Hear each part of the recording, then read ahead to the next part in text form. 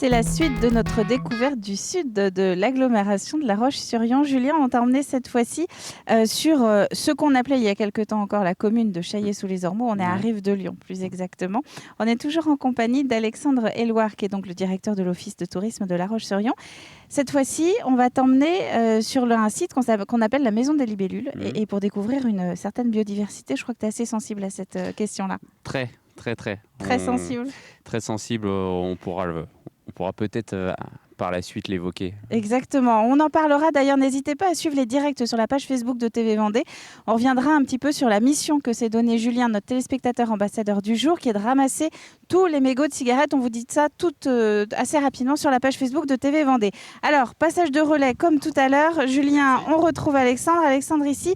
Donc, je le disais, on va avancer, Julien. Tu nous suis sur ce site de la Maison des Libellules. C'est assez extraordinaire, hein, la biodiversité que vous avez réussi à concentrer sur cet espace ici. Complètement, oui. Il y a trois espaces, on va dire. Il y a l'intérieur avec un espace muséographique, 2 expositions. Et on a l'extérieur, on a 2 hectares à l'extérieur.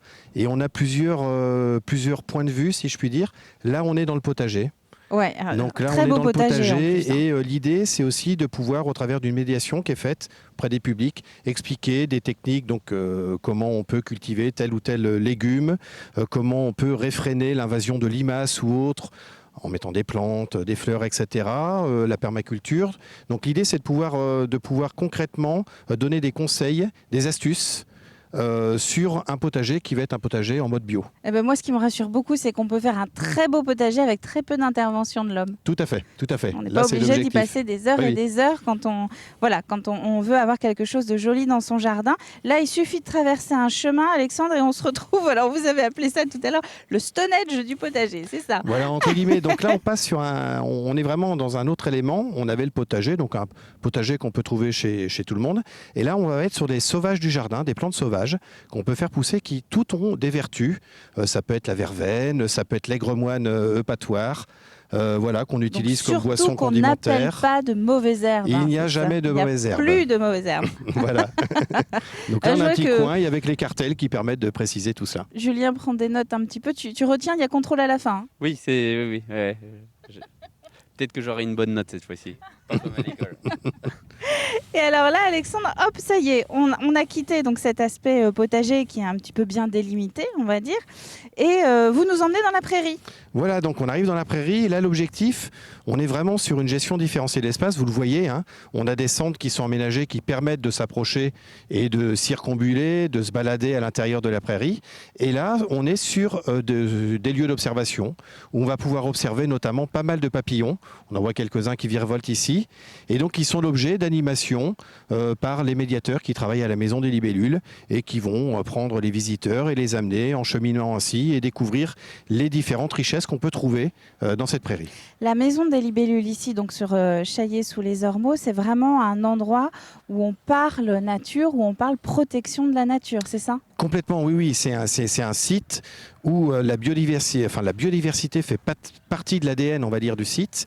Et l'objectif ici, c'est d'avoir une approche grand public pour toutes et tous, et notamment pour les enfants, parce que ce sont eux, hein, si on leur dit au plus jeune âge, etc., on leur donne des conseils de protection, etc., ne pas avoir peur d'une araignée ou d'une abeille, que sais-je encore. Et donc c'est par eux aussi qu'on essaye de faire passer ce message. On accueille des scolaires toute l'année, mais en été, on va accueillir des familles, donc du grand public. Et l'idée, c'est de démocratiser justement cette éducation à l'environnement et de la rendre compréhensible pour toutes et tous. Alors là, pendant qu'on chemine tranquillement vers le bout de ce territoire, derrière nous, ce que vous voyez, c'est donc le musée concrètement de la Maison des Libellules. À l'intérieur, on a notamment des expositions temporaires et cette année, c'est sur les couleurs. Voilà, il y a une exposition peindre et teindre avec la nature. Et là, l'idée de cette exposition, c'est de montrer qu'à toutes les époques, de tout temps, on a utilisé donc des ressources naturelles qui pouvaient être minérales, donc principalement des ocres, animales. Alors on peut avoir des coquillages, on peut avoir de la cochenille aussi, ou végétales. Vous voyez ici, hein, vous avez déjà des couleurs qui scintillent, hein, si je puis dire, dans cette prairie. Et donc avec cette exposition, on appréhende notamment au travers de plantes qui sont dans le jardin, quelle partie de la plante on va utiliser pour peindre ou teindre, enfin pour avoir les pigments qui vont permettre la peinture ou la teinture. On explique aussi que pour teindre, il va falloir qu'on ait un mordant. Et donc ce mordant va permettre de fixer les couleurs. Et on termine cette exposition par un cartel qui évoque le chaos de piqué. Je crois que vous allez vous rendre au chaos de piqué. Mais vous savez tout, à l'heure. Alexandre. Hein, j'ai quelques infos. Et le chaos de piqué, il y avait une filature. Et à côté de cette filature, il y avait une teinturerie. On est au 19e siècle. Et donc ça permet de faire un lien donc, sur cette vallée de Lyon et ce sud du territoire, de l'agglomération. Du Moulin de Rambourg en passant par la Libellule jusqu'au chaos de piqué. Là, l'été, on peut vraiment profiter de ce moment où effectivement toute la végétation est bien présente et elle est encore relativement verte en plus. Hein, pour la saison, on est fin juillet, c'est quand même assez vert encore.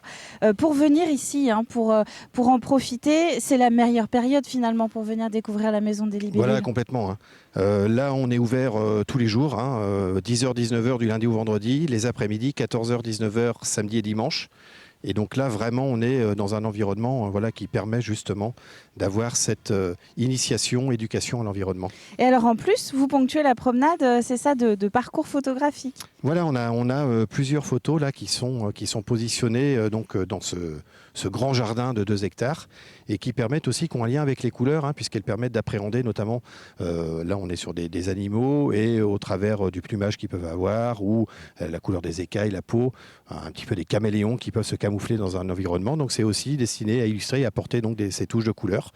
Et là, on peut voir aussi de belles touches de couleurs quand on est près de la mare. L'atelier qui est en cours discrètement, parce que vous avez pas mal d'accueil de loisirs, évidemment, pendant l'été, de colos qui viennent ici à la Maison des Libellules.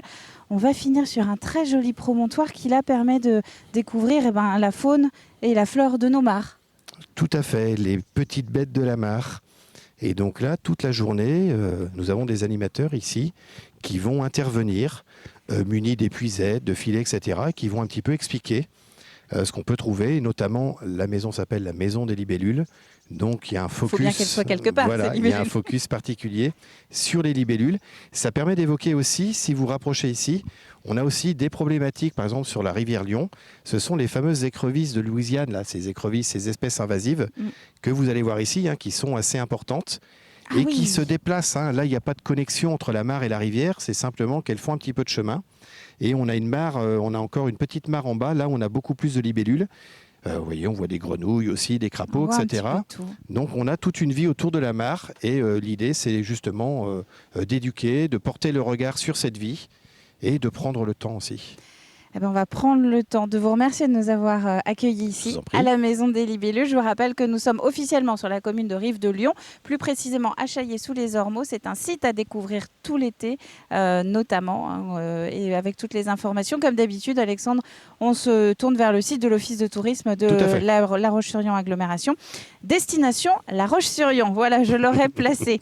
C'est la fin de ce nouvel épisode. On se retrouve très vite, vous l'avez dit tout à l'heure, Alexandre, du côté de Piquet pour découvrir cet autre site naturel en compagnie de notre téléspectateur ambassadeur du jour, Julien. À très vite pour une nouvelle découverte sur le territoire.